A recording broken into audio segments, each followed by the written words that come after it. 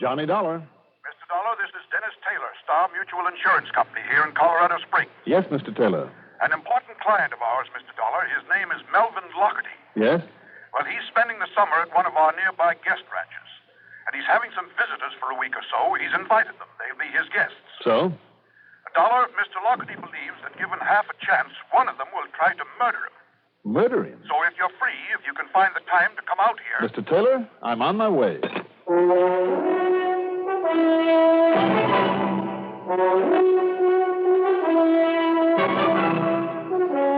The CBS Radio Network brings you Mandel Kramer in the exciting adventures of the man with the action-packed expense account, America's fabulous freelance insurance investigator, Yours truly, Johnny Dollar.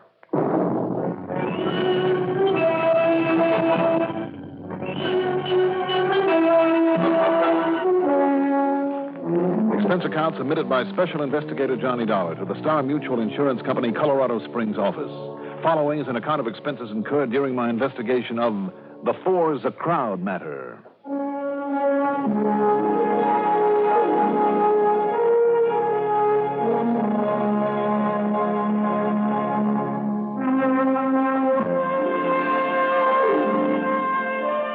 Expense account item 1. $146.20 for a cab to Bradley Field, a plane to New York, and a jet the rest of the way to Denver. The mile-high city in the middle of the most beautiful mountain country I know of, and the home of radio station KLZ. Item 2, $7.30 for a ferry plane to Colorado Springs. Taylor was there to meet me. He's a short, stocky, gray-haired man of about 50 who takes himself a bit too seriously in spite of the funny way his glasses keep slipping down his pudgy little nose. I have one of my own cars right over there, Mr. Dollar. If you'll drive me back to my office, it's yours for as long as you're here. Good enough, Mr. Taylor. Now, about this man, Lockerty, did you say? Yes, Melvin Lockerty. And he's convinced, Mr. Dollar, that one of these relatives coming to see him wants to murder him. Relatives, hmm? The only surviving ones he has. Mm-hmm. Oh, here we are. Oh, all right. You see, they're the children of his younger brother, Henry, who died a few weeks ago at the age of 71. Oh, I see. Now, how old is he? Well, according to his policy, 74.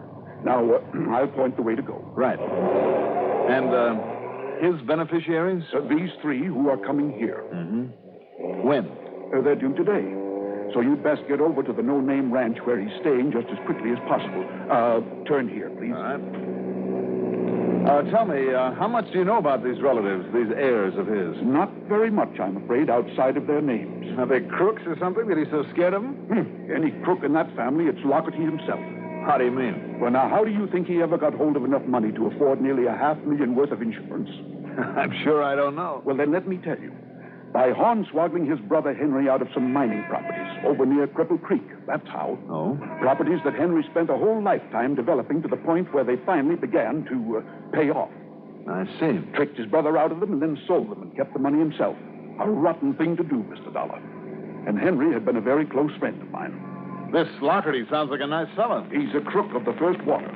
And if you ask me, Lockerty was completely responsible for his brother's death. You see, it was by his own hand. And you want me to protect a man like that? I know, but with the company, it's purely a matter of dollars and cents. Personally, I don't care what happens to him. You really hold a grudge against him, don't you? No, I did not say that. You didn't need to.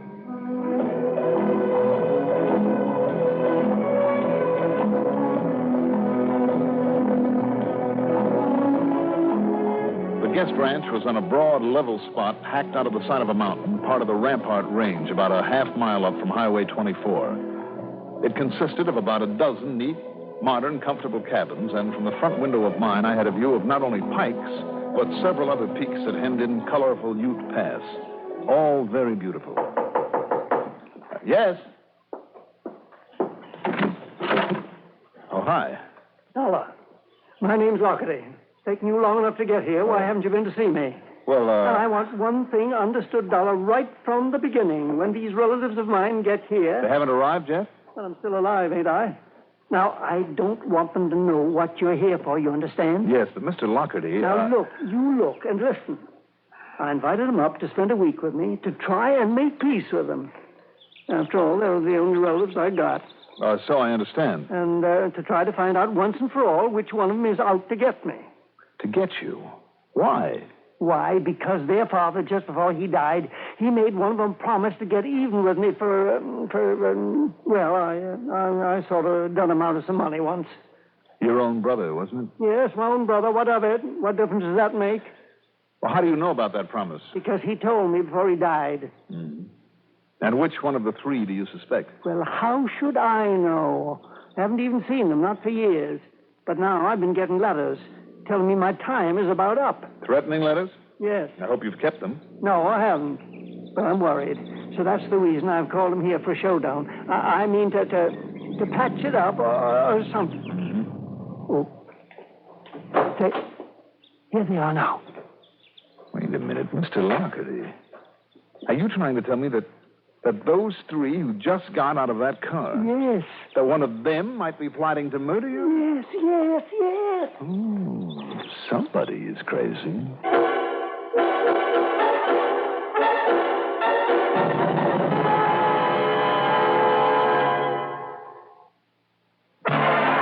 Newport filter cigarettes. Newport menthol cigarettes. A hint of mint makes the difference.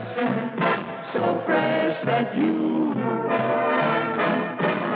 know the difference. There's soft smoking with cool menthol. It's so refreshing while you're smoking Newport filter cigarettes. While you're smoking a Newport, remember this hint. Coolness of menthol, freshness of mint. Best of tobacco, flavor that's bright. Smoking a Newport, smoking is right. So refreshing while you're smoking Newport filter cigarettes. Newport filter cigarettes. Newport.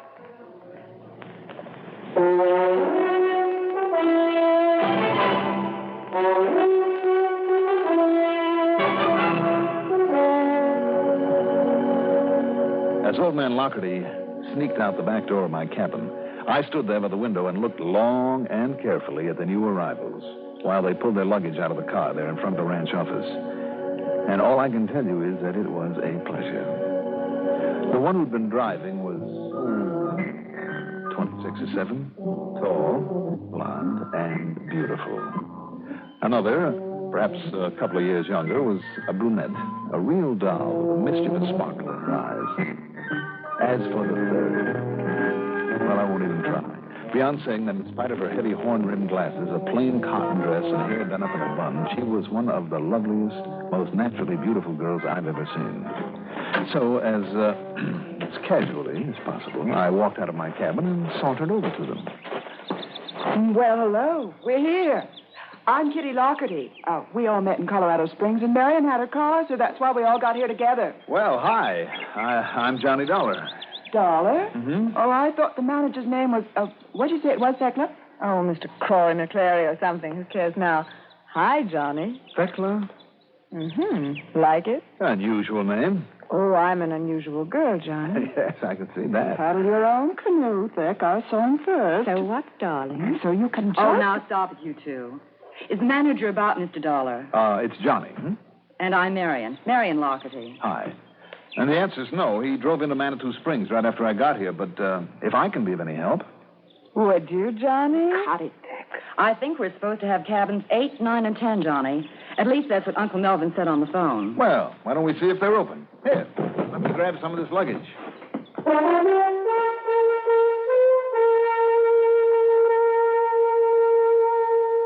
Killers, Now, of course, you never can tell. After getting them settled in their respective cabins and calling attention to the square dance posted for that evening, I went back to my own cabin and simply waited, watching. A while later, the three of them got together and went over to Mr. Lockerty's cabin. Then, even with his door closed, I could hear him shouting at them. And finally, the girls went back to their own cabins separately and not speaking to each other. Then I dropped in on Lockerty. You crazy, Dollar. Suppose one of them saw you come in here. What were all the fireworks about, Mr. Lockerty? I was nice to him, Dollar. I said I'd pay all the bills and give them anything they want up here. And then I told them. Yeah? I told them that I knew one of them was after me. What'd they say to that? What do you think? They acted like they never heard of such a thing. But I knew better, Dollar. I knew better. I know that Harry, before he died, made one of them promise to kill me. Yes, but which one? Well, how should I know? I told you I don't know, but look at him. That Tekla, the blonde one. Ah, quite a dish. She's all wrapped up in herself and nobody else. Don't care about nobody else. You think she wouldn't kill me? Huh? Because of a promise and to get her share of the money in addition? Do you think she would? And so would Catherine. Kitty, that black-haired one. Hot-tempered little minx with those dark, shifty eyes. And the way she tried to laugh it off when I said I was wise to them. And how about Marion, the one with the glasses? Yeah, sure. The quiet one, but smart. Just don't you forget that old saying, Dollar, that still waters run deep. Anyhow, I told them. You told them just exactly what, Mr. Lockery? That whichever one thinks she's going to kill me, she won't get away with it. So she'd better admit it, that's what. Don't you see, Dollar? I can't sleep. I can't rest. This thing is driving me crazy. That's the understatement of the week. What? What? Look, if it's rest you want, Mr. Lockery, I see by the bulletin board that there's a barn dance tonight, so at least you can get some sleep while that's going on. Yeah, if they go to it. I'll try to see that they do. Okay, but don't you worry. I'll be sleeping with a gun at my side. You carry a gun? I always do. No. Well, if you ask me, Mr. Lockery. Well, if I ask you what? Nothing. Forget it.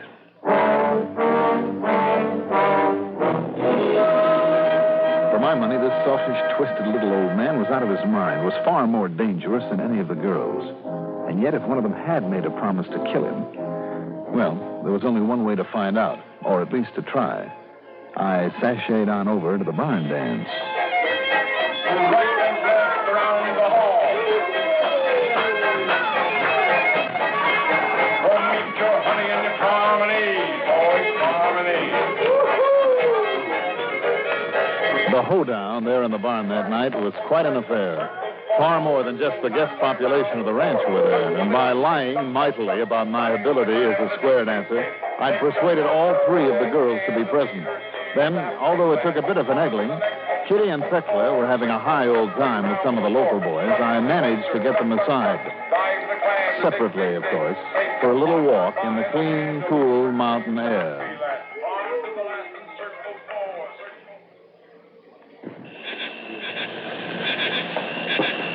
I know, Johnny. I guess the whole ranch must have heard him ranting and raving at us there in his cabin. Why, Tekla? Oh, he has the silly notion that one of us promised to Daddy to kill him for something that happened once. But did you? One of you? Well, I know I didn't. But I'll tell you this, darling, that if I had, I would have done it. I mean, after what he did to Daddy. Oh, and what's he living for, anyhow? I mean, well, just think how nice it'll be when he leaves us all his nice money, Yes. Mm-hmm. Ooh, it's getting chilly out here, darling. Oh, I'm sorry. Shall we go back in and dance some more? Well, if you want to, but it might not seem so cold, Johnny, if, Johnny... You know, come to think of it, I promised another fling with your sisters, too. Oh. Okay, Johnny. Okay, if you want to go back in, let's go back in. But later, maybe? Yeah, maybe. Want to feel that with a kiss? Why not?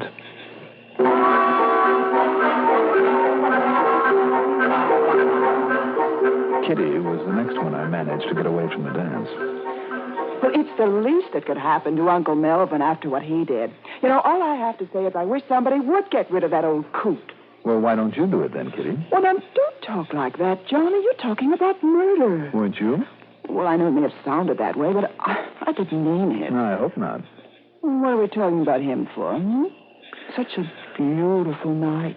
All the moonlight through the trees and... Johnny? She would be kind of ashamed to waste it, now wouldn't it? You know, it's kind of chilly, too, isn't it? Boy, that's an old line. Well, then it must be a good one, huh? Johnny? I mean, if it works, and does it? Johnny? Oh, no.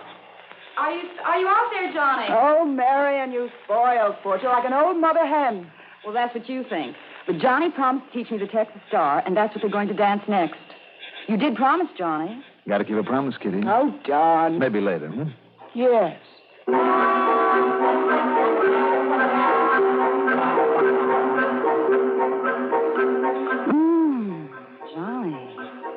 I never dreamed that a hard-boiled insurance investigator could be Wait so... a minute now, Marion. What did you see? Oh, now, look, dear. Didn't you think I'd know the minute I heard your name? And I suppose that you're here because old Uncle Melvin has this ridiculous idea that one of us is going to kill him. Is it ridiculous, Marion? Well, don't you know why the three of us met in Denver and came here when he asked us to? Why? To humor him, so he wouldn't get silly and write us out of his insurance and his will. That's all. Can you see a pretty little secretary like Kitty committing a murder? Or a softy like Thecla who wouldn't hurt a fly? How about you, Marion? Me? An old maid school teacher? Now, what do you think, Johnny? Well... Johnny, isn't it a shame to waste all this lovely moonlight? Oh, now, why couldn't I have had a teacher like you?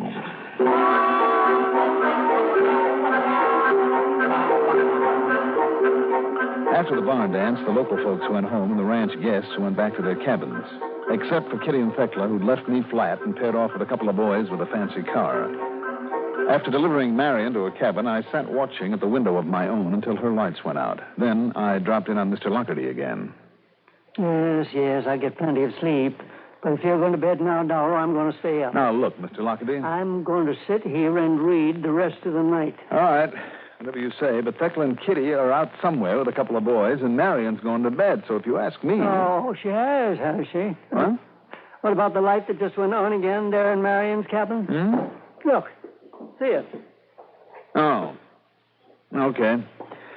All right, then I'll stick around till she goes to bed again, and the others come in. Well, look, if you are going to sit here for the rest of the night, why don't I pull down this window shade? Yes, that's a good idea. Okay, here we are. Get down. Get down. That shot was just outside the window. Whether it was meant for you or for me, Mr. Lockerty. Mr. Lockerty. He's dead.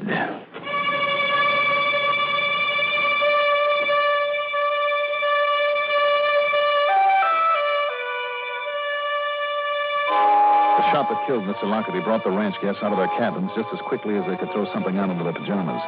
Except for Kitty and Thecla and their boyfriends, who were there within minutes. A short time later, Marion appeared in bathrobe and slippers. I had the ranch manager phone for the sheriff, and then... Oh, Johnny, this is terrible, terrible. In spite of the way I was talking tonight... Kitty.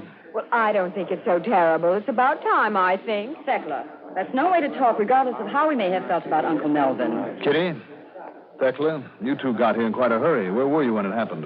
Johnny... You don't think that either of us... No, don't get emotional, Thec. And Johnny, Thec, and I, and Pete and Wally... Oh, excuse me, Johnny Dollar. This is Pete McKenzie and Wally Thatcher. Hi, Mr. Dollar. Well, didn't I see you four take off a while back? Yes. Yes, sir. We took the girls down the road for a beer after the dance. Yes, Johnny. We just got back and we're on our way to the cabins and we heard the shot. So we came over here instead. Yes, sir. That's just the way it was. I see. And aren't you going to ask about me, Johnny? What, do I need to, Marion? No, Johnny, you don't. What's that, Kitty? As we came up the drive, we saw Marion's light go on there in her cabin. I couldn't sleep, Johnny, so I decided to make some cocoa and read a while. But before I could even... What's the matter, Johnny? Motive. Who else around here could possibly have a motive? But, Johnny, honey, surely you didn't think that one of us... I'm afraid I did, Thecla, but with Pete and Wally with you two, and both Mr. Lockerty and I saw the light go on in your cabin, Marion... Wait a minute. There's another possibility.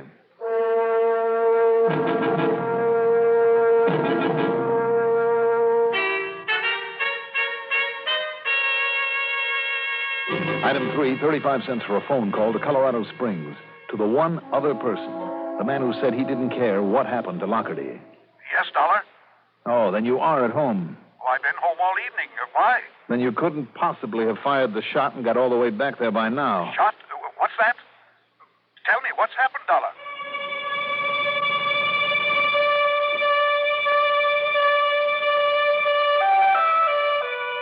The sheriff and his men arrived, and I'll say this for them. They were very thorough. Also, they convinced me that disposal of the murder weapon could have been a cinch in a deep, mucky little pond in back of the row of cabins. By the time it was fished out, if it was there, fingerprints, if any, wouldn't mean a thing. And nobody was able to give any clue to the killer.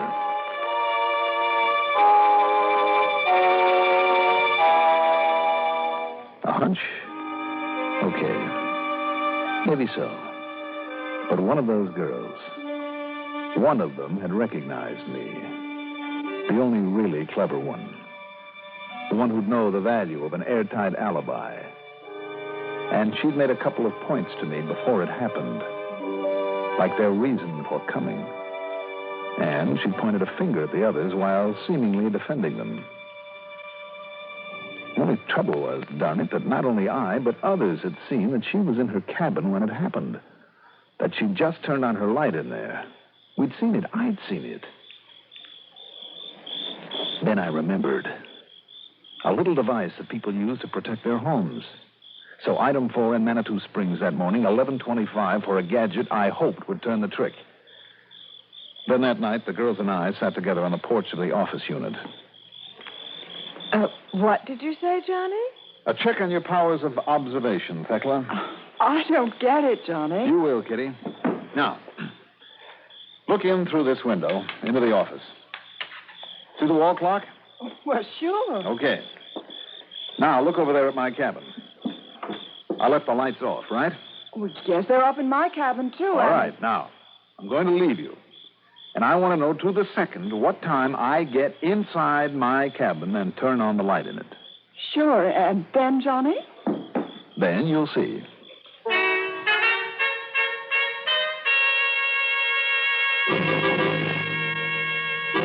Well, it's certainly taking Johnny long enough to get over there. Oh, just relax, Beck. I think he has something up his sleeve. If you want the truth, though, I can think of nicer things with Johnny than playing games. Well, it was right for you two. Oh, look, his lights are on, see?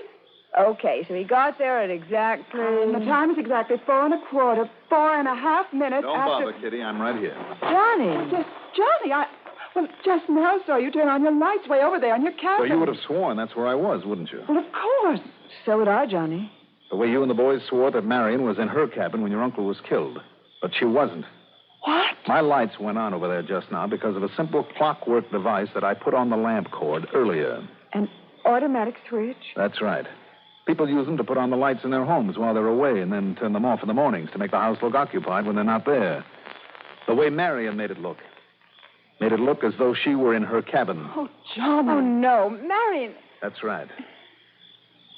Marion? But Johnny, he didn't deserve to live. Maybe not, Marion. But nobody deserves to be murdered.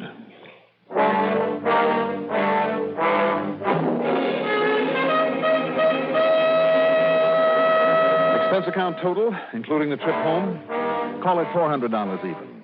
Yours truly, Johnny Dollar.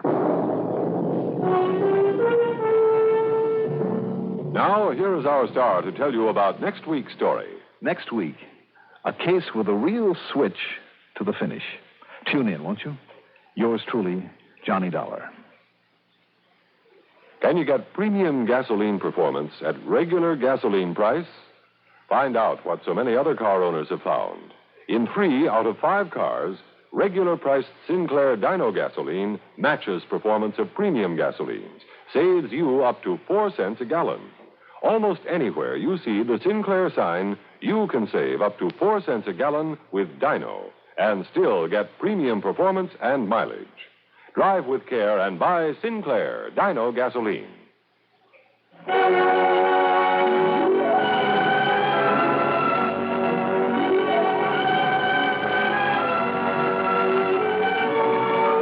Yours truly, Johnny Dollar, is written by Jack Johnstone, produced and directed by Fred Hendrickson. Johnny Dollar is played by Mandel Kramer. Also featured in our cast were Bill Smith, Edgar Staley, Freddie Chandler, Nettie Galen, Constance Simons, and Reynold Osborne. Music supervision by Ethel Huber. Sound patterns by Walter Otto. Technical supervision by Mike Shoskus. Be sure to join us next week, same time, same station, for another exciting story of yours truly, Johnny Dollar. This is Art Hanna speaking. This is the CBS Radio Network.